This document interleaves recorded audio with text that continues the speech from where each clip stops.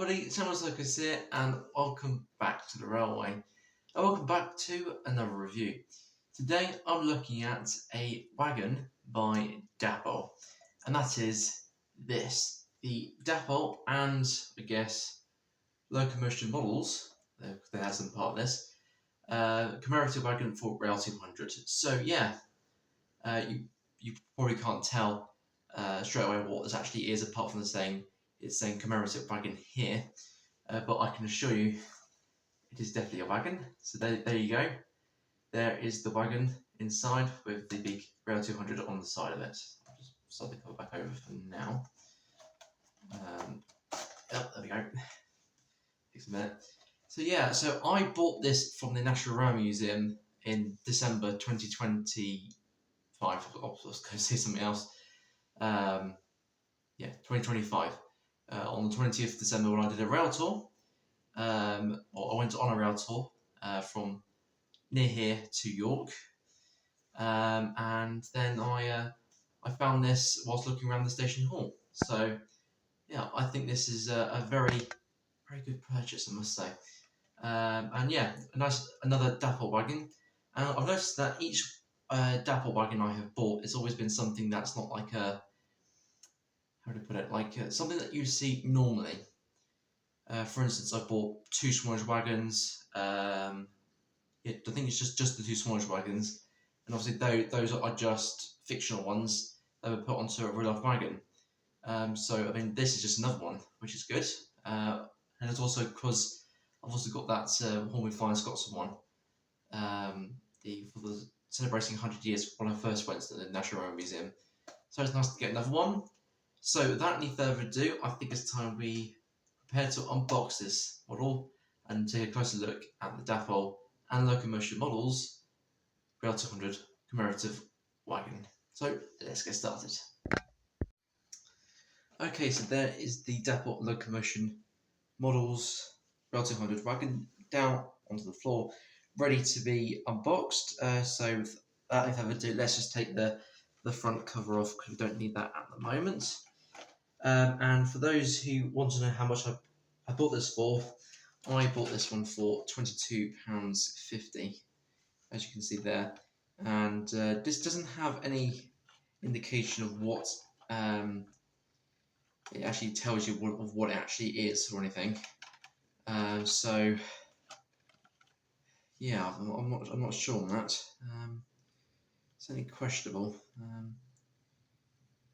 Yeah, so I think that's just the basic thing that Dapol do. They just don't say anything on the box, but it tells you, it pretty much tells you online what it actually is. But anyway, let's see which side I should go from. Go from this end, I think. Yep. Okay. Slide it out if I can. Right, this has got force, that's why. There we go. Ooh, it's different packaging than what I normally see, because it's like something you find in a like one of those something you buy from a shop. Like it's a salad edition, and then you open it up. That's what it reminds me of. I don't know why it reminds me of that, but that's the closest thing I can think of that this reminds me of. So let's take it. Let's open it up. And then, of course, there's the wagon. Slide it out. Ooh. It's got a decent amount, it's a little bit weighty, I would say, that wagon. Yeah, that's a lot more weight than I thought it was going to be. So, yeah, so there is the Rail 200 wagon.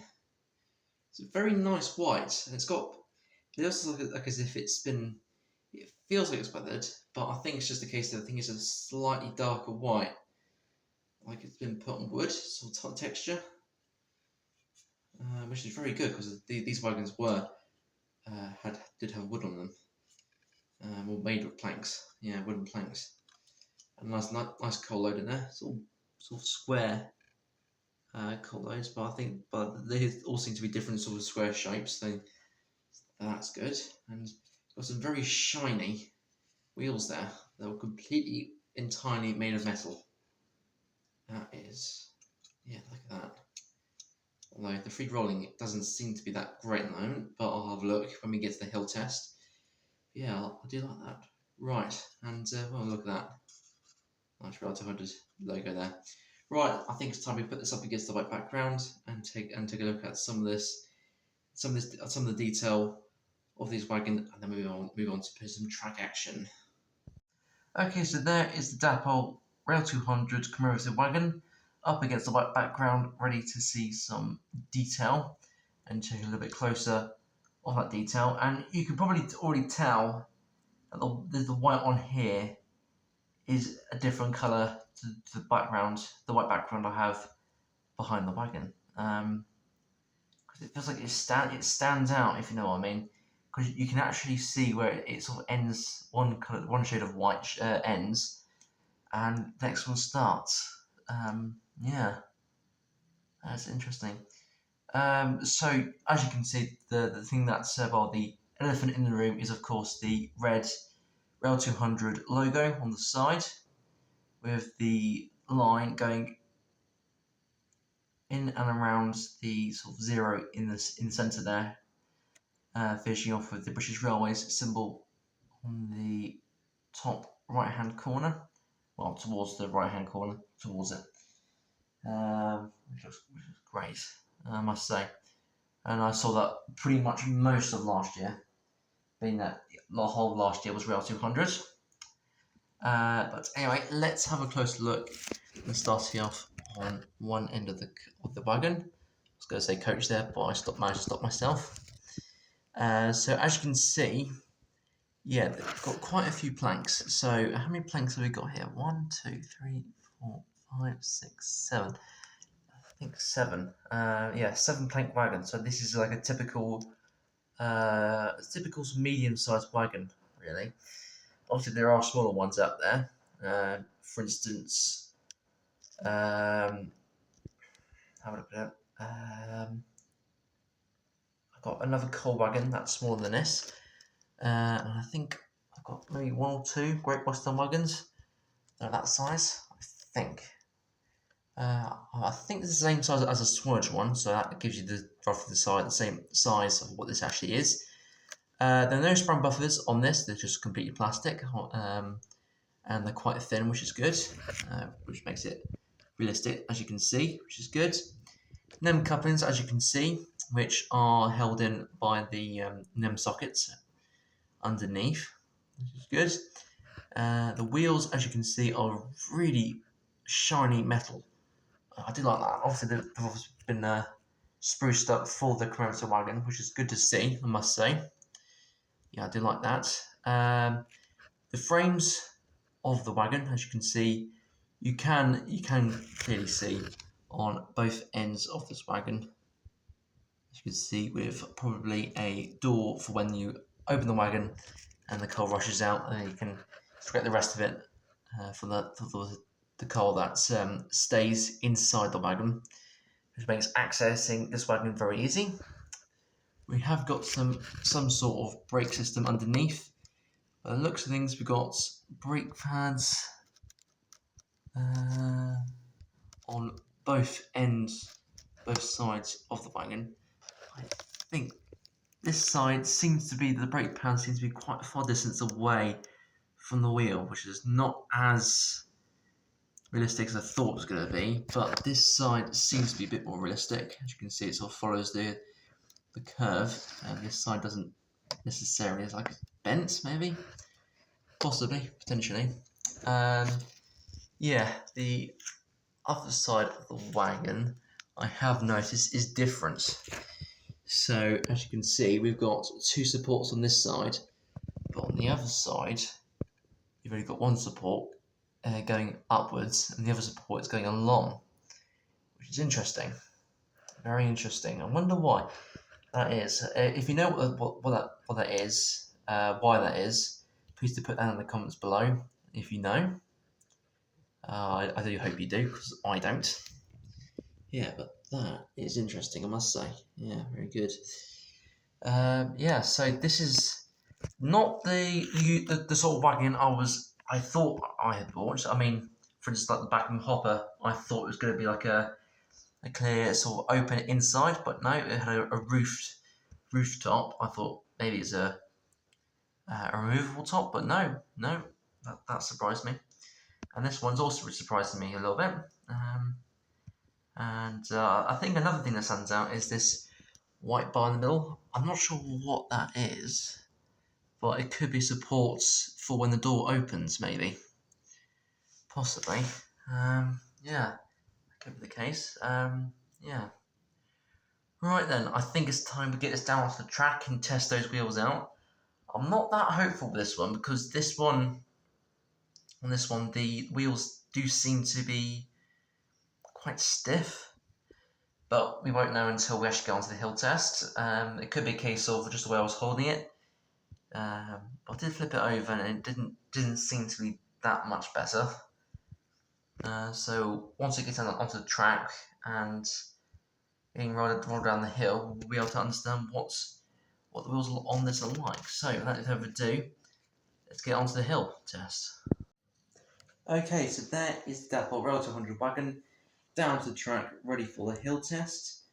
And the last few wagons I've done, which were Backing ones, I've noticed that with them, I put them down on the track and I find it hard to keep them still.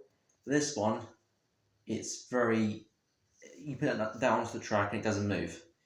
So that's a possible sign for that the wheels on this aren't that free rolling. But you never know until I actually give it a nudge and see what this actually does. So, without further ado, let's give it a nudge and see what happens.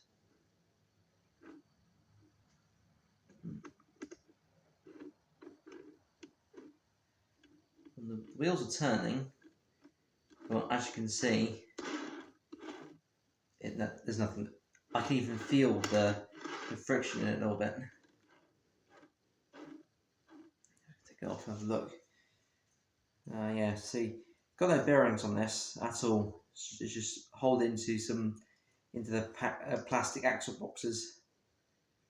So it's a very basic design underframe, but which means that, as you can see, so there's some knock-on effect. But I guess this is just to commemorate Rail 200, of course. So obviously they're not putting a lot of money or anything towards it at all, unlike other wagons or engines for that matter. But yeah, that's just pretty much just a basic wagon, really, with better detail, which I do like. I have just noticed something that's yeah. I thought that I didn't see that. I thought there might have been maybe a little bit of weathering, but I've just noticed that the whole entire surface and the top panel has got metal grates on it, and they're all riveted, which is nice, which is good. Yeah, I did notice that. Probably because of where I was and the lighting wasn't worked out good, but I've just noticed that, which is good. I do like that. Never seen that on the wagon before until now. Right then, I think it's time to get this down to the track, couple up to a train, and get some trains running on the line. And I just want to do one more test, and that is have one more look, and let's see if I've got any more of these type of wagons. I've got a 50-50 chance it may possibly be a lookalike to the Swanage wagon, possibly, but we won't know until we have a look. So, right there, let's get down onto the track for the running session. Okay, so there is the Dapol Rail 200 Commemorative Wagon down onto the track, ready for the running session. And just so I can get this over and done with, I have noticed something about this wagon, is that I've got another version of this. The Swanage Railway Wagon is exactly the same type as this. So if you notice, this one has got the exact same side as this, as well as that side, as you can see there, which is interesting. The only thing I have noticed, obviously, is the colour, because that one's brown and this one's white. Also the fact that the Swanage one had a bit of warping, if you notice. This one doesn't. So actually I've got a slightly nicer version of this, but the exact same design as this. So I think this one had better wheels because I think he came down the hill a lot quicker than this one, because obviously this one didn't move unless I touched it, of course, or nudged it, and nothing happens, of course. But yeah, so yeah. Anyway, today's locomotive I've chosen is the the ex-Great Western BR Hall class, Helmingham Hall, number 6947. So that will be the loco that I will be using today. And I've got a little theme going on today with the locos I'm using, which I'll tell you in shortly. But for now, let's go and get in position and prepare to film the train leaving. Okay, with the camera in position, let's reverse Helmingham Hall up a bit. So we can just test out those couplings. This is a very nice smooth run of this loco. Never used to be. Oh, I hear one engaged. Oh, and I hear a second one engaged. Let's just do the loco bit. A little bit further. There we go. Right, let's just have a quick look to see if all the coupling hooks have engaged, of which they have. Excellent. Yeah. Perfect. That's a good sign, which means that there shouldn't be any derailment unless something happens, like tracks move a little bit, which is a possibility. But yeah, everything should be fine. Everything should be fine. I mean, the front 4 items of rolling stock, including the loco, all NEM couplings, by the way, which is why I've done that. And I think the other 2 box fans I have got in this train are also NEM couplings, which they are. Yeah, I already reviewed them a couple of weeks ago, a few weeks ago. Yeah. Yeah, just before I start my session, I did say there's going to be a specific theme with today's running session, and that is all the locos today I've chosen are all special for Rails 100, and that is because each of the classes represents an engine that was at the Greatest Gathering. So as you can see, I've got the Hall class. So Hagley Hall was at the Greatest Gathering. I've also got Flying Scotsman on the second line, and that was there. Then I've got British Migrant Rose, which was also another engine that was there. And the other line, I've got double header of Evening Star, which represents a 9F, which a 9F was there, and that was 92214. And I've got Jubilee behind that as well, which represents 2 Jubilees that were there. And that was Galatea and Bahamas. Before Bahamas is board ticket ran out. Well, no, it's not ran out. They decided to put it out early so they can put air brakes to it. Yeah. So yeah, that's what I've done. So without any further ado, let's get Helmingham Hall heading off with its 1, 2, 3, 4, 5, 6, 7, 8, 9, 10, 11 wagon, well, 10 wagons and box fans, and 1 brake van train. So let's get going.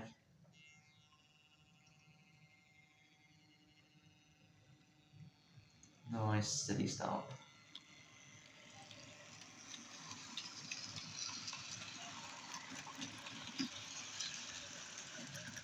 Lovely. On the second line, I have Flying Scotsman, as I mentioned, with all 7 NER teaks.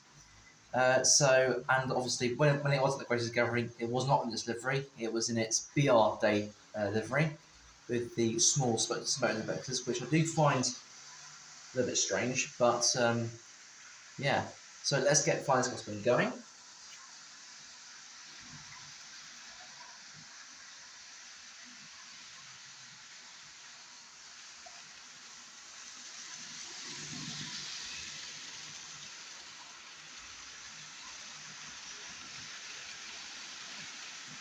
Excellent.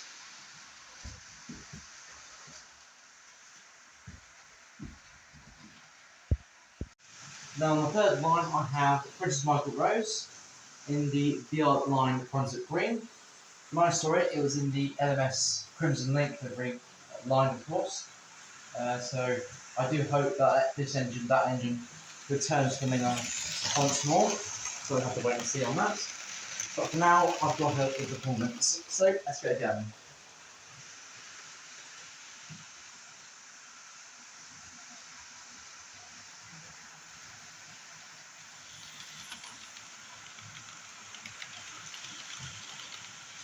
Excellent. Then on the fourth line, I have the double header of Evening Star and Leander, representing the 9F and the two Jubilees that were at the event. So without further ado, let's get this double header going.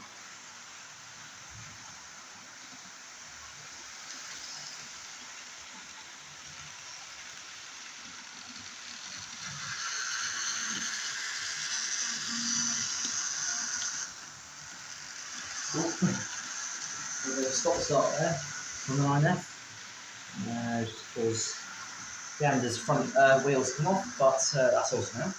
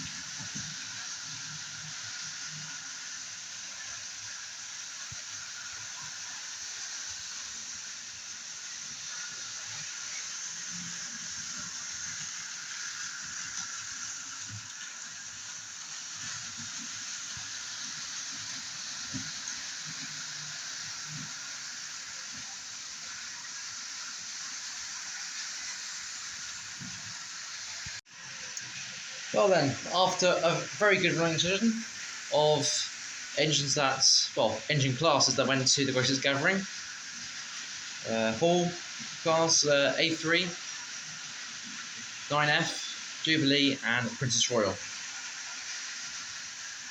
classes.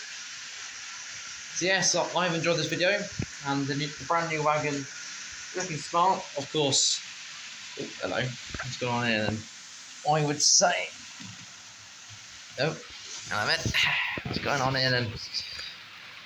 Come on, there we are. Evening Star cut out. Of course, Jubilee doesn't have enough torque to push it, get going. But anyway, that's all I've got time for today. So if you enjoyed today's video, please like and subscribe to keep the channel going. And I'll see you next time for some more videos. Ooh,